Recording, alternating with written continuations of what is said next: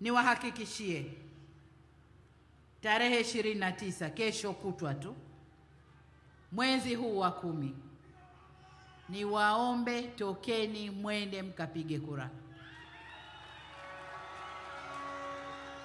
Ninayeongea hapa ni Rais wa Jamhuri ya Muungano wa Tanzania na Amiri Jeshi Mkuu wa nchi hii. Nataka niwaambie, maandamano yatakayokuwepo ni ya watu kwenda vituoni kupiga kura.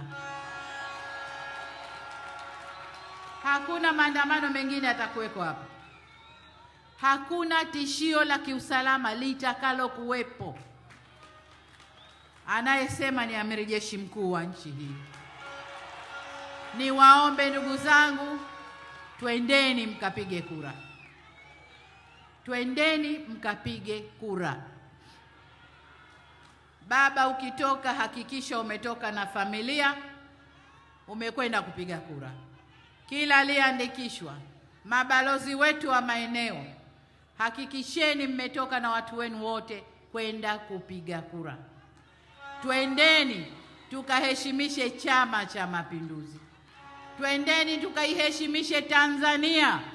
Tukapige kura kwa usalama, turudi kwa usalama.